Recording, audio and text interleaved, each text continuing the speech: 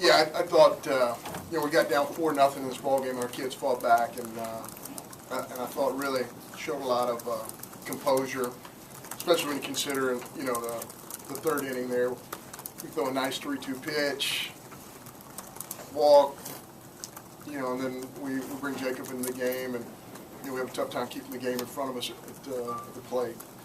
And that really accounted for the swing in the whole ball game. But taking nothing away from Lafayette, I thought they're a very good club, and you got to beat them kind of the way we did in the second half of that ball game. You really have to spin a good breaking ball. You got to locate pitches. What you can't do against those guys is walk people. And we walked 7 during the course of the game.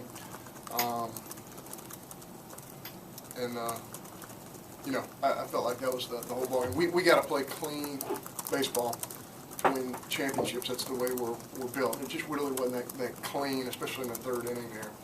Although I thought we made some good pitches. They say baseball's a game of inches. I think that was certainly the case in the third inning, because I thought we executed some pitches. But things didn't go our way, and that's baseball. That's how it works. But our kids just fought back after being down 4-0 and got back in the middle of that thing and took some good swings, had some good ABs, really did a nice job defensively.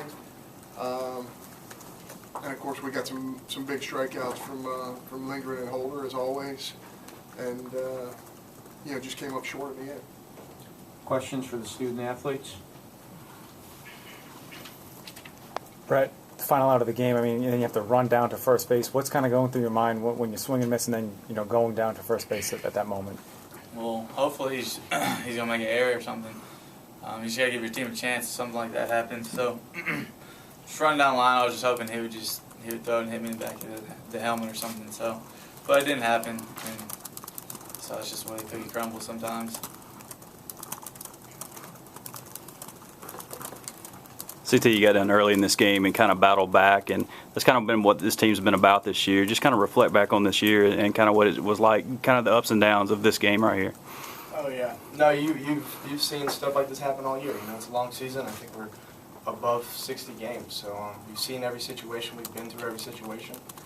Like Coach said, I felt like we kept our composure and we battled back, and we ended up coming up a little bit short. I'm proud of the guys. I wouldn't have to be out there with many of the guys in the group that I was with out there tonight. So that's the way it worked out tonight, but this is how it goes. Jacob, talking about composure, it seemed like you didn't have your A game tonight, but you battled through and didn't even allow an earned run, 7 Ks. How did you, navigate your way through it and find your rhythm later in the game? Yeah, early on, I didn't have it at first. I struggled with command a little bit, and as the game went on, I made the in-game adjustments, pitch by pitch. Just a game of inches, like Coach Cohen said, and we came short. Questions for Coach Cohen?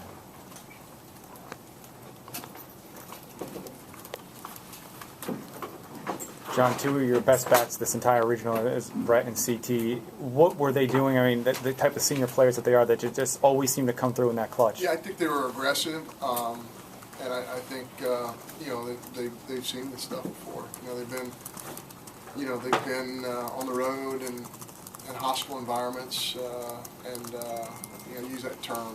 It's a sports term. It wasn't a hostile environment tonight, but it was a good environment for baseball. And why I say that, I want to credit the folks who came to the ballpark, because I think they created a great atmosphere for for Lafayette. And I think that's really neat to see for them.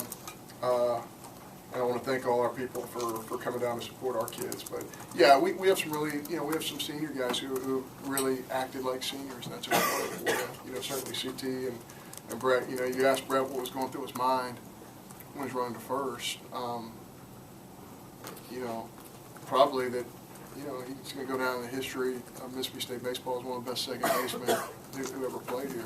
You're talking about a guy who got 3 hits tonight. You're talking about a guy who's defended, I think he's the best defender in all of college baseball at second base. So hopefully some of that will go through his mind right now, because he's a great player, and so CT, and so are other seniors as well. So you hate to see him go out this way, but, they've done a lot Our goal was to win 4 postseason tournaments in 4 years in a row. And we missed out on that just by a little bit here, but certainly, these guys are winners, and they've done a lot for Mississippi State baseball. Coach, early on, to be specific, what was the thought process with the base open and pitching to Conrad? Yeah, we just mislocated a pitch there.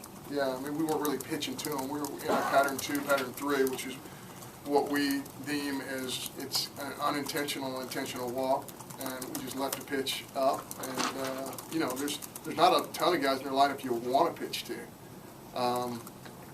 You pitch to him. You don't pitch to him. You got to pitch to to Trahan and all that. But yeah, we were in a pattern 2. We just didn't locate that pitch the way we wanted to.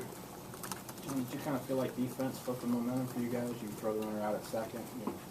Jake throws behind the runner. He gets that. It just seemed like defensively was what kind of triggered everything. Yeah, we did some really nice things defensively for sure, and we really cleaned it up on the mound, just like Jacob just said, and we started executing some pitches. But we just couldn't get the hit we needed. We took some good swings in that stretch. We just didn't get the hits we needed to get back in the middle of that.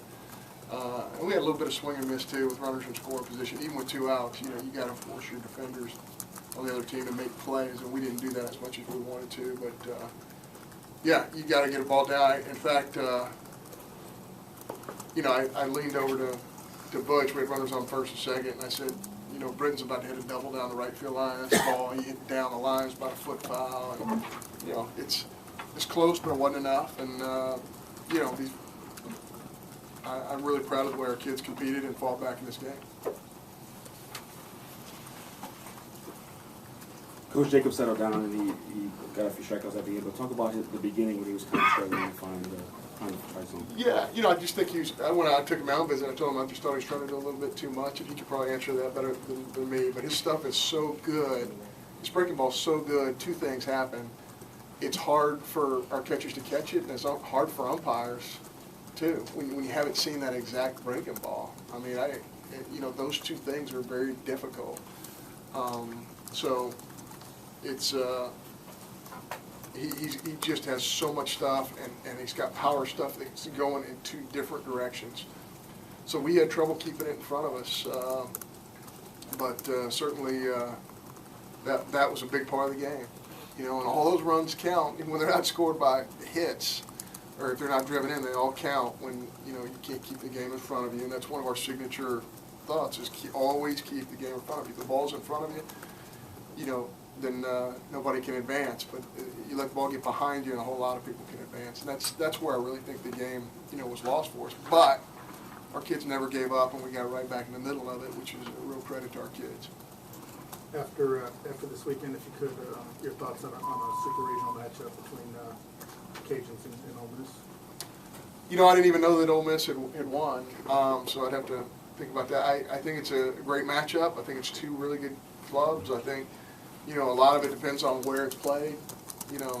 There's no question that playing at home is an advantage, but you have to earn that right to play at home as well. And we did not earn that right, and Lafayette did. I think it'd be a great matchup. I think Ole Miss is a very, very good club. But I think certainly you have to say that Lafayette's one of the best offensive teams in the country, and there's no question they don't lose a lot of games at home. Of course, I say that, they don't lose a lot of games, period. So they've had a great year. So I think it'd be a great matchup against two really good teams. All right, thank you guys. Thank you.